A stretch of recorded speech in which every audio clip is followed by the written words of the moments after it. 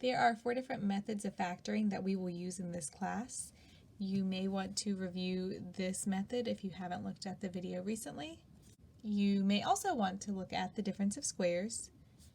This video is going to focus on factoring by grouping. Here are the steps. You want to use factoring by grouping when you have 4 terms, like in this polynomial at the bottom. So you're going to start by putting parentheses around the first 2 terms and around the last 2 terms. Include the sign here. Next, you're going to treat this as if it was 2 separate problems. So look at this first set of parentheses and divide out any common terms. I can pull a 3 and an x squared out front, or divide a 3 and an x squared out front. I'll be left with an x plus 3. Same idea, look at your other set of parentheses and divide out any common terms there. Use whatever the sign is here in the third piece. So I'm going to divide out a negative 2. Whenever you factor by grouping, once you've pulled out the GCF in the second step, these 2 parentheses must match. If they are not the exact same, that means you either made an error or you cannot factor this.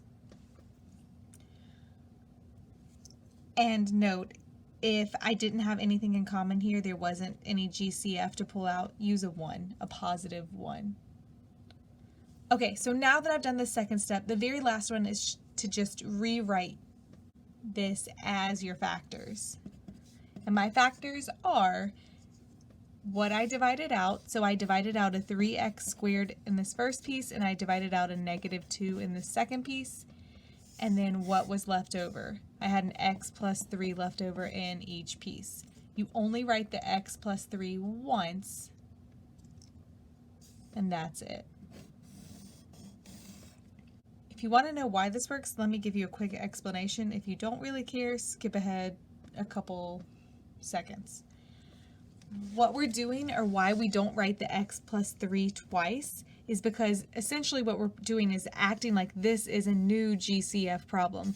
We have this 3x squared times something, and we have a minus 2 times that same thing. And what we're saying is, hey, they have a b in common. Let's pull it out front, and we're left with our 3x squared and our minus 2. Although instead of pulling it out front, actually we are writing our 3x squared and our minus 2 and then putting our b, which it doesn't matter. When you're multiplying things, you can always switch the order.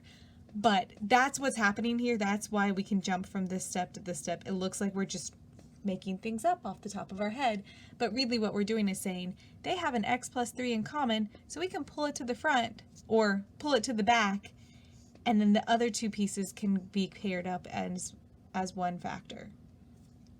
And that is factoring by grouping.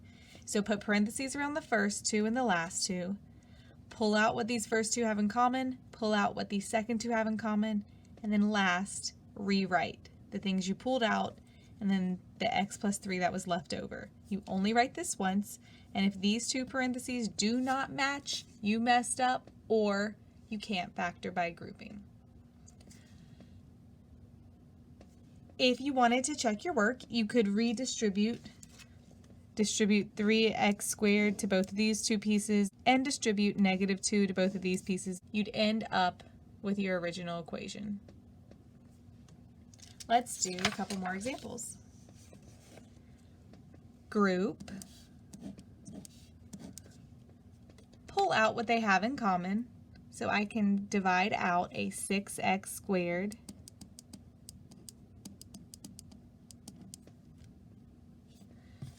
pull out what the second set has in common, nothing, so use plus 1. My parentheses match, which is good. That means that I can rewrite it as my final answer, the 6x squared and the plus 1 that I pulled out, and this x minus 2 that was left over. Next example, group, divide out what the first set of parentheses has in common.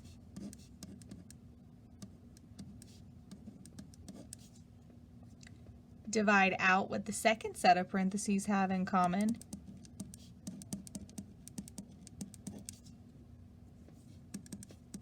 Rewrite. I divided out a 2x cubed and a plus 5, and I was left over with an x squared minus 5. Group. Divide out what they have in common.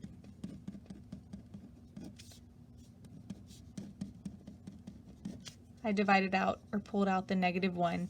You want to use whatever that sign is. And rewrite what you divided out and what was in the parentheses.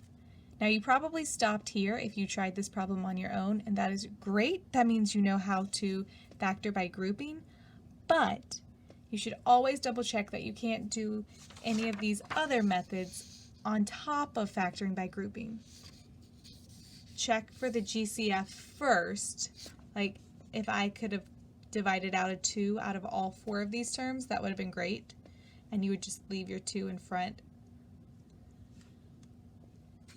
But when you're factoring by grouping, a lot of times this method is going to come into play after you factor by grouping. So notice I have an x squared minus 1. X squared and 1 are both square rootable, and there's a minus sign between them, which means I can break down that first factor of x squared minus 1. I can break it down even further. Remember, this is the difference of squares pattern. So we're going to use it here. Square root, square root. The pattern is 1 plus, 1 minus.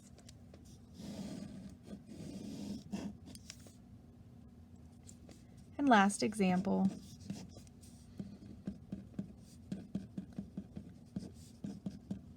Oh,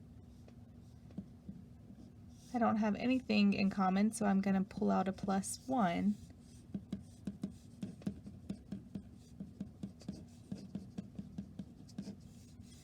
This is a plus sign, so I cannot use the difference of squares pattern. Plus 3 is not a square rootable term. So I stop here. Also, notice even if I do have a minus sign right here, I have an x squared, which is square rootable, and a minus sign, but the square root of 5 isn't nice and pretty. So I did not break this example down even further like I did here. Only when they're nice, pretty square rootable numbers and they have minus signs between them.